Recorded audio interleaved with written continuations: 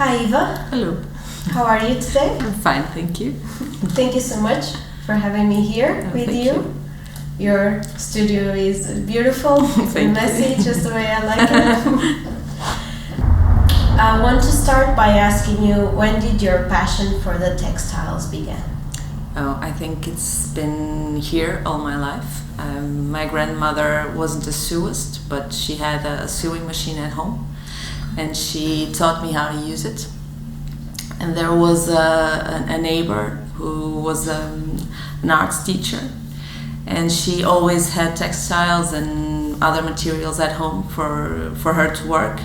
And then I would like to go to her house. I was there all the time, working with her dolls and the fabrics and the lines and all the drawings. And she always introduced me to that art world. Mm-hmm. And I always liked and always enjoyed making things for myself and for my family and friends. Okay. And I always liked to sell them as well, so it was always here all around me every day, since ever, I think. Yeah. And did you pursue it as well, like in studies and something like that, or were you always like self-taught in this kind of? No, I went to school since the high school, I think it's high school, yeah. And I started studying art there, and then I went to the fine arts school in the university, and I studied painting. Okay. But I always liked to put my hands on things. I like the concept is important, but I was more of a maker. I needed to put my hands on stuff, and so I studied painting, and then I had ceramics and glass. Glass arts for this. I don't know exactly how to say it, but I worked there in school, and then so I studied it. Then I went out of school and worked something else. But then I came back. I needed to come back. I studied photography as well, but this is my. Has always been here. Yes, I need to create things and make them three-dimensional as well. Great. And what is your favorite feeling and why? Maybe it's not exactly a good feeling, but I like annoying, and I like when people always say that I have a bad temper. I'm not sure it's true. But I like that, and I like to work that in my monsters and my figures. I like to have that annoyed feeling, and bad temper is always there. So I think that's my favorite one. And what is your morning routine like? Are you early bird, or no? I've always been an early bird. Okay. I prefer working in the morning rather than on the afternoon, and rather than at night. I don't work at night ever, except when I have a timing or a deadline, but usually I prefer working in the morning. But now, from 6 years now, I've been a mother, so I don't start as early as I would like to, even though my day starts really, really early, but I only come here at, I don't know, maybe 9:30. And so I start working immediately almost. I come here, I drink coffee, and then I start working. Because in the afternoon it's more peaceful and more at ease, but I work in the afternoon as well. Okay. But you're more productive in the I'm morning, way more productive in the morning, yes. With bad temper, but I'm more productive in the morning. And with a bad temper as well. The more tired I am, the more productive I am. Good. Yeah, usually it's like that. But that's no one so can be for everyone. No, but I like to be stressed in order to focus on what I have to do. For what do you live? For what? Do you live? Happiness, I think. It's the more resumed thing I can say. It's I need the money, of course. I need to pay my bills, but I just need that amount in order to be happy and fulfilled with my job and with my life. So I think I'm working, it's for happiness. That's what I live for. Personal and of course on the workplace and family, and happiness in general. And what makes you feel most fulfilled? I feel very fulfilled now, I think. I have family, I have friends, and I have a work that fulfills me, and I'm happy doing it. So I think I'm satisfied and fulfilled, maybe. We always want more, but if this is it, it's fine. It's okay for me. So of course, our close ones are always a big part of our lives. Yes, but to work mostly as an artist, do you get fulfilled also on the outcomes of your work? Like if people enjoy it, or are you most fulfilled with your personal opinion? No, I like people enjoying my work. I had a big part of my job was to sell on the markets and on fairs. And it was a great part of that enjoyment was for people to come and talk to me and say good things about my work. Sometimes they wouldn't say anything, they would just laugh at something that they saw, and it was very nice for me. I enjoyed it a lot, talking to people about my work and about things that it made them feel. There was a lady once who bought me I don't know what toy it was, because it was a stuffed monster.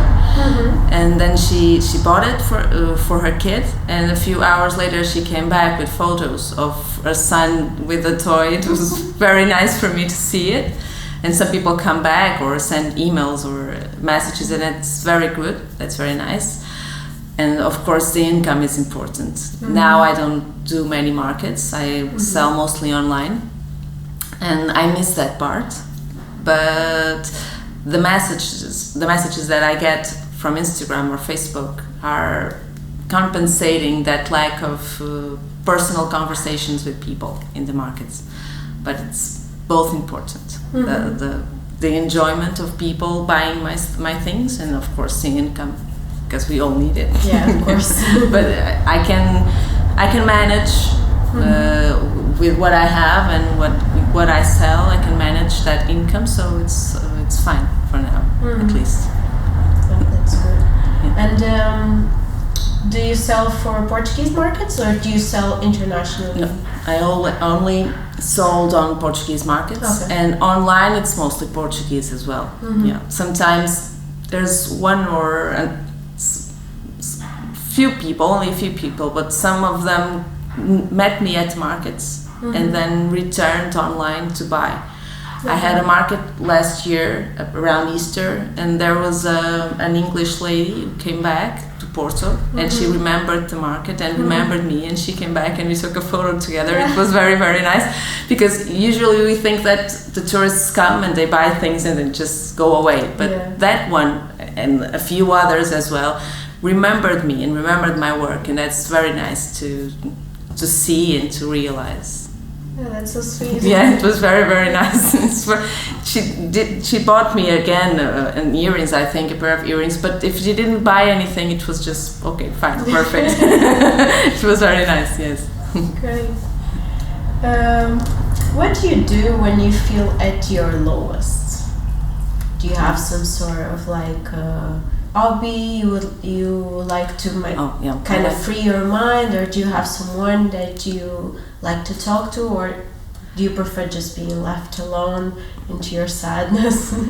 I have my lows, of course, and when I'm at my lowest I like to go on walks. I don't necessarily need to be alone, but I have only a few people I like to be with. There's the girls I work here, Inês and Filipa, which are my closest friends, and they work here with me most of the time. And of course my husband and my son. So my husband is my best friend. We've been together for years now. And I like to go on walks. I usually say that I need to tire my body in order to free my mind. So we go on long walks through the mountains, and that's the way I ease my my pain, not necessarily pain, but my sadness or my irritation, or whatever bad feelings that you have at the time. But I usually can turn them around usually. Yeah.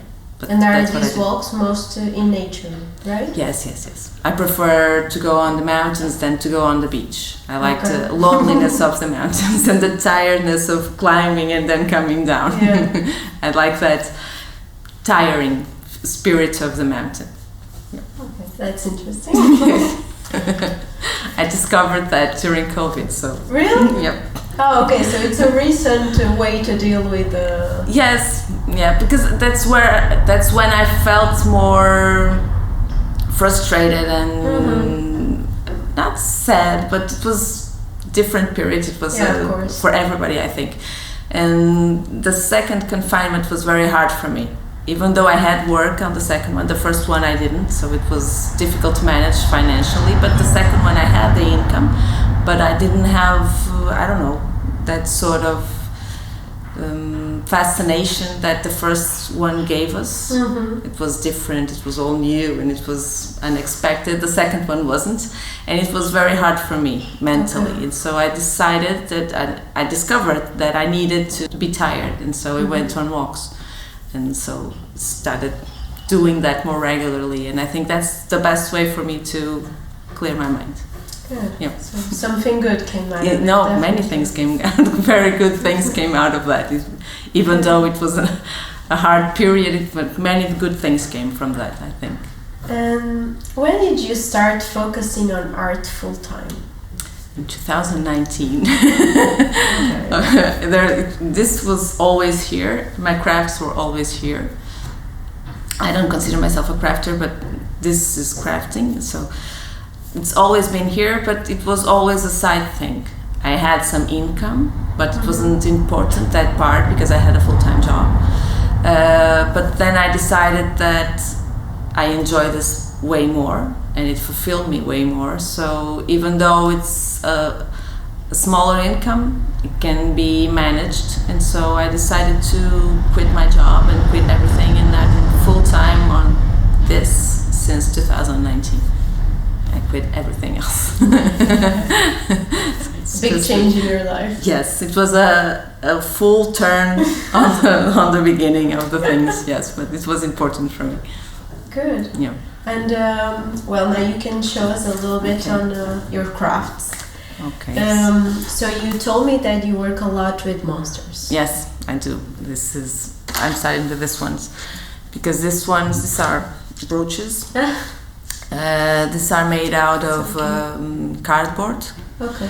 I hand cut them and I hand paint them, so it's almost like a full thing of everything that I do. There's the monsters, there's the painting, there's the drawing, and there's something to use. I like to make things for us to use, not necessarily, but also. So this is the monsters, and this is a fox or wolf, it's a monster as well. The chickens are monsters, these are monsters too. This is necklaces. Why monsters? I'm curious. I think the monster is my alter ego, because okay. I can say whatever I want through the monster. I can be evil, I can be grumpy, I can be irritated, I can say whatever I want to everyone that I want. And it's not, people won't be so offended or won't be so annoyed with me because I'm not saying it. It's the monster. So the monster is always, or almost always, grumpy because I like that feeling, as I said. So, this is a different kind of monster. This is a stuffed one. It's also painted in the eyes, and there's the outfit. And then most recently I started making these ones. This ones you can undress, and this is me. I have, not today, but I had this exact outfit when I made the doll. Okay. So you can personalize it, you can have yourself as a monster. Then there's the notebooks. This is hand stitched. It's not so monster, but I needed to design the monsters. Here, this was shit from the seagull that landed on top of me. Yeah, that's normal. Unfortunately. This is a different kind of monster. It's not a monster itself, but you can be yourself a monster by wearing monstrous things, maybe like this. I noticed that, I don't know if I'm misled, but do you use a lot of repurposed materials? Yes. In the beginning, I only used repurposed materials. Okay. The cardboard. Yeah, of course. Of course, like from, I don't know, coffee things and tapes or anything like this. I reuse them for this. For this, it's scraps from fabrics. Not this. Yeah. But all of this almost everything used to be trousers. I have bags and bags and bags of old trousers that mine or some people send them to me. It's very nice. And I like to repurpose and I like to reuse things. There's a sustainable thing about it, but mostly there's a logic way, because if there's the trousers and there's the denim and there's the fabric and there's the cardboard, why buy it? So it's easier for me, it's cheaper for me, and I always tend to hold on to everything, so I have to reuse them somehow, otherwise I will have piles of trash lining up everywhere. Yeah, that I can relate to. Yeah, everything, just boxes and I don't know, everything. And somehow everything ends up in the studio.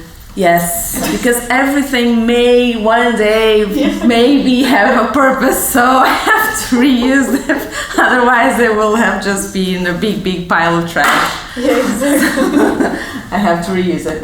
Even this from the lines I use, over there's a jar. I'll go pick them up. Here, this is two from that. And these are scraps from small scraps that I save. I always, even these parts of the fabrics, I tend to save everything, so I have to use them somehow. That's great. Yeah. I just have one last question because I'm curious. Okay. What are your inspirations? Grumpiness most of the time. Yeah. Because the monsters, at least the cardboard monsters, look so cartoonish. Yeah. That I couldn't help remember the cartoons that I used to see when I was a kid, and some that I still see now because I just love cartoons. Yeah, so me too. That's a good thing about having a child, because you can watch cartoons and you can buy illustration books for yourself because no one cares about it. It's very nice.